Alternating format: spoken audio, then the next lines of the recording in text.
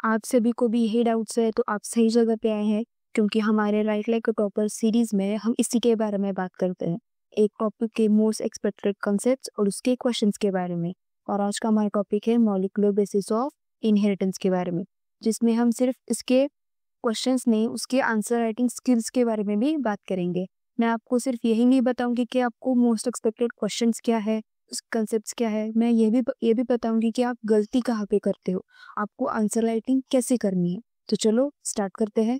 हमारा पहला कंसेप्ट है जो बहुत बार पूछा गया है, वो है डीएनए स्ट्रक्चर के बारे में। अगर आपने पीवाईक्यू देखा होगा तो आपको पता होगा कि डीएनए स्ट्रक्चर के बारे में हर रोज यानी कि हर एग्जाम में पूछा ही गया है। यानी आप अक्टूबर देखो, आप मार्च देख लो, हर बार डीएनए स्ट्रक्चर के बारे में क्वेश्चंस पूछे ही गए हैं। तो अगर आपको डेफिनेशन पूछा जाए तो आप डेफिनेशन कैसे लिखोगे? डीएनए तो हमें सबको पता है क्या है, जेनेटिक मटेरियल है, present in most living organisms है, carries inherited information from one generation to next structurally. Again ये लिखना भूल जाते हैं बच्चे, ये आपको कंपल्सरी लिखना है। क्यों? क्योंकि डीएनए का काम ही ये है, वो क्या करता है, हेरिटेड इंफॉर्मेशन क्या करता है, पास करता है from one generation to the next generation.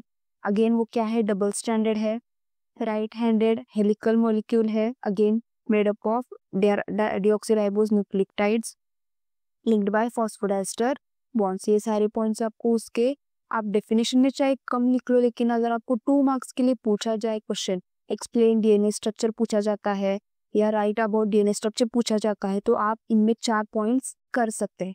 आपको और एक पॉइंट जो आपको टॉपर बना देगी वो ये है कि आप साइंटिस्ट के नाम, या हम सबको पता है कि वाटसन एंड क्रिक ने क्या किया था, इसका डीएस डबल बॉन्ड जो है हेलिकल स्ट्रक्चर, उसको आइडेंटिफाई किया, तो उसको डिस्कवर किया था कब, 1953 में।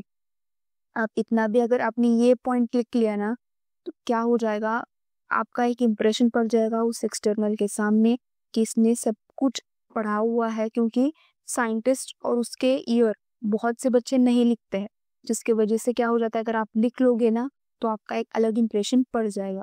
और 1 मार्क 2 मार्क यही क्वेश्चन होते हैं जहाँ पे आप एक इम्प्रेशन डाल सकते हो उस एक्सटर्नल के सामने। तो आप कोशिश कीजिए कि आपको कोई भी डेफिनेशन आया हो, अगर आपको लैकोपोरम के भी आया हो, तो आप जैकोबियन मोनोड जरूर लिख लो, ठीक है।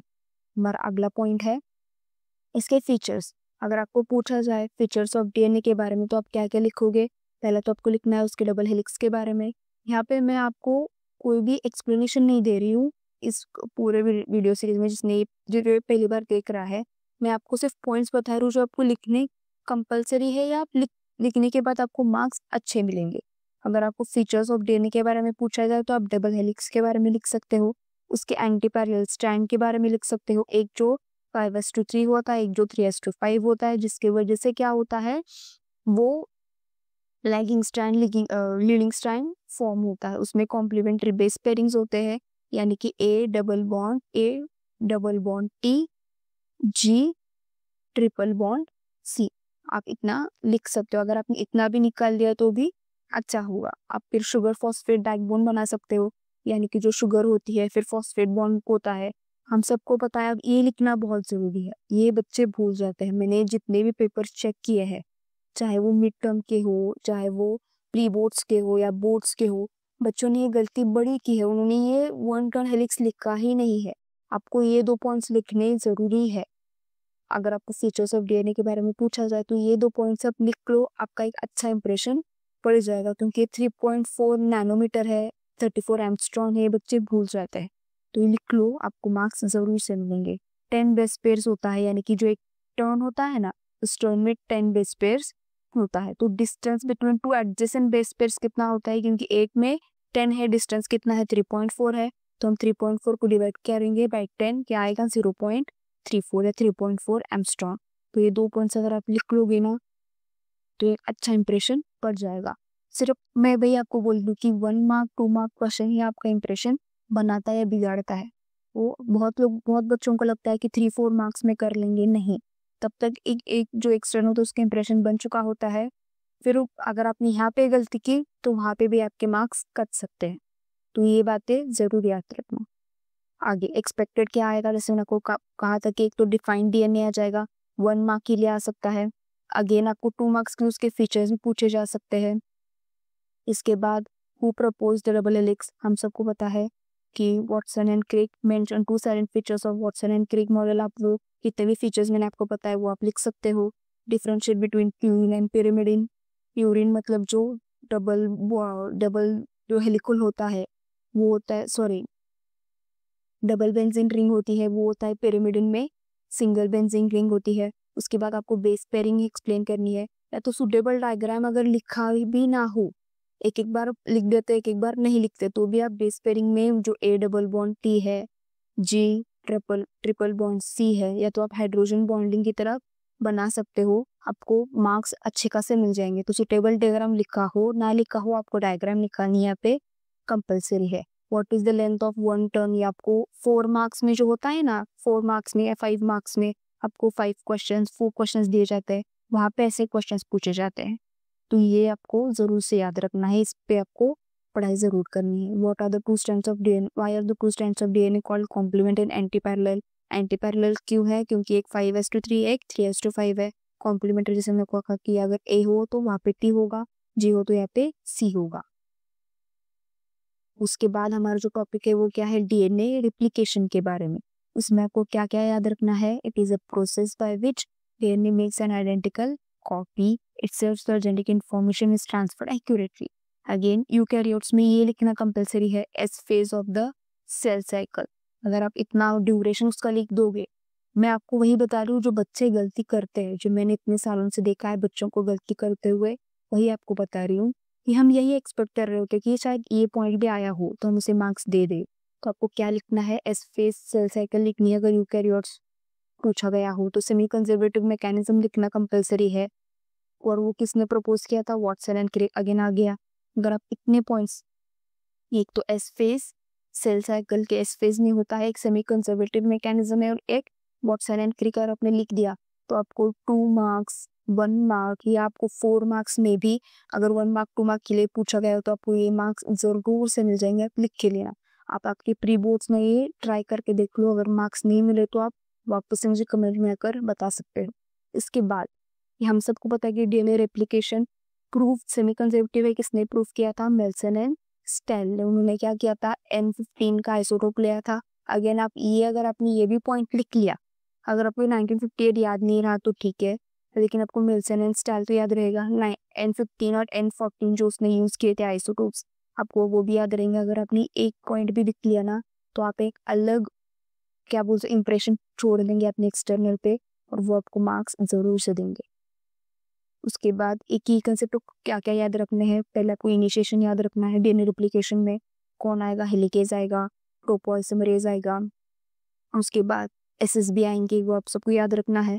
फिर अनवाइंडिंग में अगेन हेलिकेज आपको हेल्प करेगा। एसएसबी क्या करेगा, 2 स्ट्रैंड्स को अलग रखेगा। फिर आर प्राइमर फॉर्मेशन होगा, कौन करेगा, आरएनए पॉलीमरेज करेगा।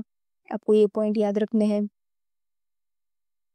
वो क्या करेगा, आरएनए प्राइमर फॉर्म करेंगे, elongation. Again leading strand lagging strand form होगा। लीडिंग स्ट्रैंड कहाँ पे होता है, 3s2 5 में कैसे फॉर्म होगा, 5s2 3 फॉर्मेशन होता है 5s2 3। लेकिन डीएनए टेम्पलेट कौन सा स्ट्रैंड का होता है, 3s2 5। लैगिंग में कौन सा होता है, डीएनए टेम्पलेट स्ट्रैंड तो 5s2 3 का होता है, लेकिन वो जो फॉर्म हो रहा है वो कहाँ पे होगा, 3s2 5 जो क्या होता है, नहीं होता है। तो वो क्या होगा, 5s2 3 ही ओकाजाकी फ्रेगमेंट्स में फॉर्म होंगे। जॉइनिंग किससे होगा, डीएनए लाइगेज से होगा। उससे पहले ये आरएनए पॉलीमरेज को निकालना पड़ेगा। कौन निकालेगा, डीएनए पॉलीमरेज 1 निकालेगा। तो आपको ये सारे कंसेप्ट याद होना जरूरी है, क्योंकि आपको 3 मार्क्स के लिए या 4 मार्क्स के लिए कंपलसरी पूछा जाएगा। ये एक ऐसा टॉपिक है जिससे आपको हर साल क्वेश्चंस आए ही आए हैं। तो अगर आप इसे स्किप करने के बारे में सोच रहे हैं तो आप बहुत बड़ी गलती कर रहे हैं बच्चों। आपको स्किप इसे बिल्कुल भी नहीं करना है। डेफिनेशन में आप क्या क्या लिखोगे, जैसे उनका की डेफिनेशन में एक तो आप सेमी कंजर्वेटिव लिखना है, यूकैरियोट्स में एस पेज में होता है ये लिखना है, और आपको मेल्सन एंड स्टेल के बारे में भी लिखना है। Why still replication semi conservative 2 marks के लिए पूछा जा सकता है। स्टेप्स पूछे जा सकते हैं। आपको ओकाजाकी फ्रेगमेंट्स क्यों फॉर्म होती है ये पूछा जा सकता है, या आपको एंजाइम्स इन्वॉल्व भी है तो 1 मार्क, या आपको 1 मार्क 1 सेंटेंस में आएगा, या तो 5 मार्क्स में या 4 मार्क्स में आपको 1 मार्क्स के क्वेश्चंस आ सकते हैं। अगेन आपको क्या प्रॉपर्टी इसमें याद रखनी है। अगर आपको रेप्लिकेशन के बारे में है तो 3 मार्क्स के लिए, 4 मार्क्स के लिए, 3 मार्क्स 4 मार्क्स के लिए आपको अगर पूछा गया हो तो आपको स्टार्टिंग में ये लाइन लिखनी है, क्योंकि इस लाइन से आप क्या होगा, आप एक इंप्रेशन बोल दोगे कि आपको सारा आंसर पता है। मैं आपको बताती हूँ कैसे। According to Watson and Crick, DNA replication is semi conservative. आपने पहला पॉइंट तो कवर कर लिया कि वो सेमी कंजर्वेटिव है। वहाँ पे क्या होगा, वन पेरेंटल स्ट्रैंड है जो कंजर्व्ड रहेगा, और डॉटर स्ट्रैंड क्या होगी, जो नई फॉर्म होगी। जो नई फॉर्म होगी तो क्या होगा, सेमी कंजर्वेटिव होगा। और दूसरा आपको क्या करना है, सिंपल लेबल डायग्राम। आपको बहुत बार रिप्लिकेशन में ये नहीं बोलेंगे कि एक्सप्लेन रिप्लिकेशन विद डायग्राम या explain replication process with help of diagram. आपको बहुत बार नहीं बोला जाता, लेकिन आपको अगर आपने सिंपल से भी ऐसी डायग्राम निकाल दी, बहुत कुछ नहीं करना है आपको। यहाँ पे आपने एक हेलिकेज निकाल दिया, यहाँ पे अपने एसएसबी प्रोटीन्स निकाल दिए, यहाँ पे अपने 3:5 या आपने 5:3 लिख दिया। इतना भी अगर आप कर लो तो भी बहुत होगा।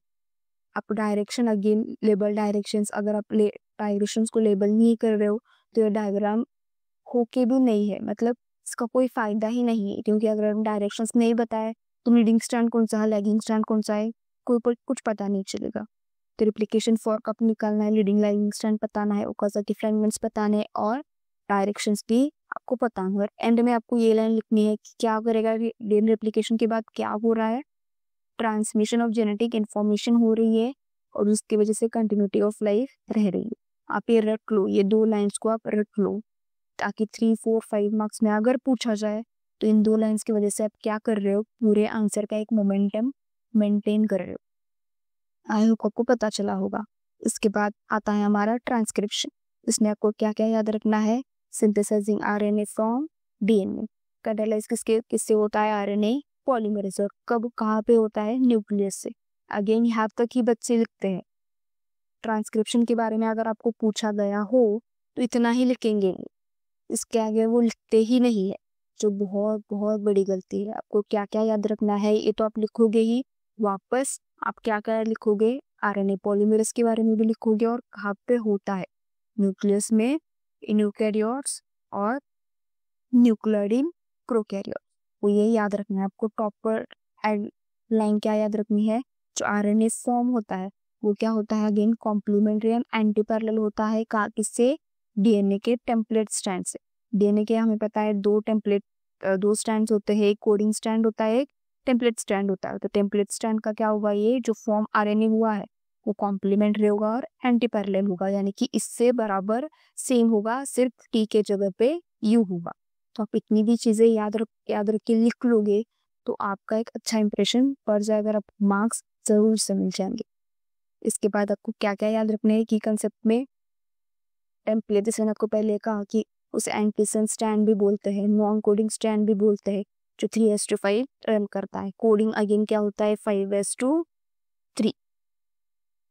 5:3। आरएनए पॉलीमरेज के बारे में आप लिख सकते हो, ट्रांसक्रिप्शन एंड कैसे होता है वो भी आप लिख सकते हो। इतनी सारी चीजें आपको याद रखनी है ट्रांसक्रिप्शन के बारे में, जिस पर आपको ये की कंसेप्ट है जो बार बार पूछे जाते हैं, जो आपको पता होनी ही चाहिए। आगे आपको क्या क्या, अगर आपको पूछा गया हो कि ट्रांसक्रिप्शन बताओ, स्टेप्स ऑफ ट्रांसक्रिप्शन, जैसे यहाँ पे है क्वेश्चन, अगर आपने इतना भी चार्ट बना लिया तो भी आपको मार्क्स मिल जाएंगे। आपको क्या क्या याद रखना है, इनिशिएशन में क्या क्या होता है, RNA binds to promoter, sigma factor help करता है। उसके बाद इलॉन्गेशन हम सबको पता है कि 5:3 ही होगा। कॉम्प्लीमेंट्री बेस पेयरिंग होगी। टर्मिनेशन क्या होगा, जब आरएनए पॉलीमर उस डीएनए को लीव करेगा, एमआरएनए रिलीज होगा। तो ये सारे कंसेप्ट अगर आप एक क्या बोल सकते हैं, आप एक कॉलम में लिख लोगे ना, एक बॉक्स बना के लिख लोगे तो दिखने में भी अच्छा दिखेगा, और आपके सारे पॉइंट्स भी कवर हो जाएंगे। आपको डेफिनेशन पूछा जा सकता है, और ये आपको बहुत बार पूछा जाएगा। कोडिंग एंड टेम्पलेट स्टैंड बताओ, अगर ये भी पूछा गया हो तो डिस्टिंग्विश आप एक छोटी सी डायग्राम बना के एक्सप्लेन कर सकते हो। यानी कि आपने 2 डायग्राम बना ली, जहाँ से आरएनए फॉर्म हो रहा है, यहाँ से आरएनए फॉर्म हो रहा है, तो हम इसे क्या कहेंगे, टेम्पलेट स्टैंड कहेंगे। इसके बराबर उल्टा जो होगा वो क्या होगा, कोडिंग स्टैंड। तो आप यहाँ पे ए टी जी आप ऐसे लिख सकते हो। यहाँ पे आप उसके बराबर उल्टा टी ए सी आप लिख सकते हो। यहाँ पे आरएनए जो फॉर्म होगा वो यू ए जी ऐसे फॉर्म आप लिख सकते हैं, उतना आपको याद रखना। उसके बाद आपको ट्रांसलेशन लिखना है।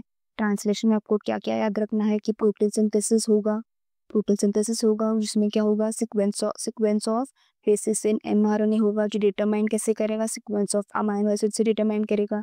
और ये कहाँ पे होगा, राइबोसोम में होगा। कहाँ पे, साइटोप्लाज्म के। अगेन आपको लोकेशन लिखना कंपलसरी है, जो यूकैरियोट्स में होता है।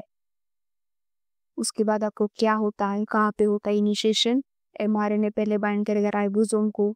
उसके बाद टीआरएनए क्या करेगा, एमआरएनए को लेकर जाएगा।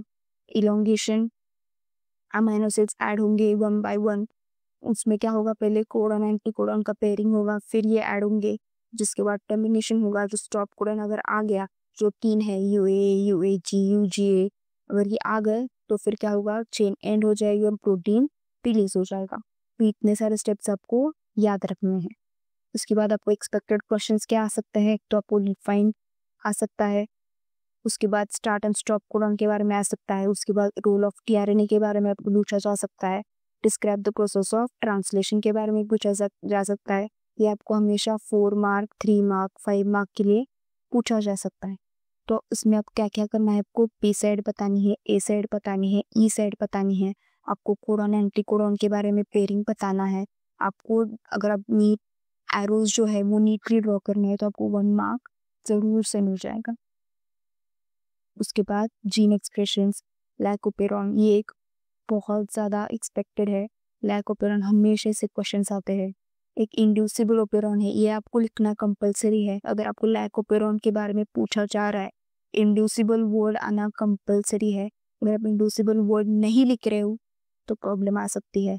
The control the expression of genes required for lactose metabolism and switch only in the presence of lactose. तो डेफिनेशन इसी वर्डिंग में होनी चाहिए। अगर आपने वर्डिंग गलत कर दी तो डेफिनेशन के कोई मायना नहीं रहेगा। आई होप आपको पता चल गया है। उसके बाद आपको कंपोनेंट्स याद रखने हैं। कंपोनेंट्स जैसे रेगुलेटरी जीन हो गया, प्रोमोटर हो गया, ऑपरेटर हो गया, स्ट्रक्चरल जीन्स हो गया। रेगुलेटरी सिंबल आई होता है, क्या करता है, रिप्रेस करता है प्रोटीन को, यानी कि जब लैक्टोज नहीं है तो ये क्या करेगा, ऑफ कर देगा। प्रोमोटर आरएनए पॉलीमरेज की बाइंडिंग साइट, जहाँ से जो भी जीन्स है स्ट्रक्चरल जीन्स वो फॉर्म होने स्टार्ट हो जाएंगे। ऑपरेटर ये क्या करेगा, अगर से रेगुलेटरी जीन बाइंड है तो वो क्या करेगा, ऑफ कर देगा। अगर प्रोमोटर जीन बाइंड है तो क्या कर देगा, ऑन कर देगा। ये ZY ये क्या है, स्ट्रक्चरल जीन्स है जो क्या करेंगे, एंजाइम्स प्रोड्यूस करेंगे। लाइक Z क्या प्रोड्यूस करेगा, बीटा गैलेक्टोसाइड प्रोड्यूस करेगा। लाइक Y क्या करेगा, परमीज प्रोड्यूस करेगा। लाइक A क्या करेगा, ट्रांस एसिटाइलेज करेगा। बीटा गैलेक्टोसाइड का फंक्शन क्या है, lactose to glucose plus galactose. हमें पता है कि लैक्टोज क्या है, एक डाइसैकेराइड है जो कन्वर्जन ग्लूकोज प्लस गैलेक्टोज में करेगा। लैक्टोज परमेज की वजह से लैक्टोज अंदर चला जाएगा और ट्रांस एसिटाइलेज क्या करेगा, एसिटिल ग्रुप जो है उसको ट्रांसफर कर देगा। ये सारी चीजें आपको पता है, ये आपको लिखना कंपलसरी है। आप ये चार्ट्स बना लो, एग्जाम कब जा रहे हो ना तो एक बार आप ये पढ़ लो। तो आप उस दिन सुबह पढ़ लो या आप अगले दिन शाम को भी पढ़ सकते हो, लेकिन ये पढ़ कर जाना, ये आपको बहुत बार पूछा जाता है। एक्सपेक्टेड क्वेश्चंस क्या आ सकते हैं, एक्सपेक्टेड क्वेश्चंस आपको लैक ओपेरॉन मॉडल के बारे में पूछा जा सकता है। Lac operon called as inducible क्यों है, आपको ये पूछा जा सकता है। उसके बारे में आपको राइट करके आप बोल देंगे। उसके बाद आपको स्ट्रक्चरल जीन्स के बारे में पूछा जा सकता है, एंजाइम्स टिप्स के बारे में पूछा जा सकता है। एक्सप्लेन लाइक मॉडल का आगे यहाँ पे डायग्राम कंपलसरी है। आपको डायग्राम लिखा नहीं जाता है तो बहुत बच्चे क्या करते हैं, अगर डायग्राम लिखा हो तो ही डायग्राम निकालते हैं वरना नहीं निकालते। लेकिन आपको डायग्राम निकालनी कंपलसरी है। अगर आपको कहा जा रहा है कि आपको डायग्राम अगर 4-5 मार्क्स ले आया हो तो आपको कंपलसरी डायग्राम निकालनी ही निकालनी है। हाथ जैसे कहा कि आप हमेशा निकालो ही निकालो क्योंकि स्कोरिंग है। उसके बाद आपको लेबल्स लिखने हैं, IPOZY लेफ्ट टू राइट है, उसे रट लो। अगर याद नहीं रह रहा है तो अंडरलाइन कर लो कीवर्ड्स को, जैसे इंड्यूसर हो गया, रिप्रेसर हो गया, ऑपरेटर हो गया, आरएनए पॉलीमरेज हो गया। इनको भी क्या करना है, आपको अंडरलाइन करना है। अगर आप अंडरलाइन करोगे कीवर्ड्स को तो क्या करेगा, वो पॉप आउट होता है और एक्सटर्नल को दिख जाता है। वो आपको मार्क्स आपके हैंडराइटिंग के लिए आपको ज़रूर से देंगे। उसके आई होप आपको समझ में आ गया होगा। हमने सारे पॉइंट्स कवर कर लिए, मैंने आपको समझा दिया है कि आपको कैसे लिखना है, क्या लिखना है, आप गलती कहाँ पे करते हो। अगर आपको ये चैप्टर यूज़फुल रहा होगा, ये वीडियो आपको यूज़फुल रहा होगा, तो आप लाइक, शेयर और सब्सक्राइब कर लीजिए। मैंने ऐसे ही और 2 टॉपिक्स पर वीडियो बनाया है, आप वो देख सकते हैं। और मैंने मॉलिक्यूल्स ऑफ इनहेरिटेंस के भी टॉपिक्स क्लियर किए हैं, आप वो भी एक बार देख सकते हैं। Thank you.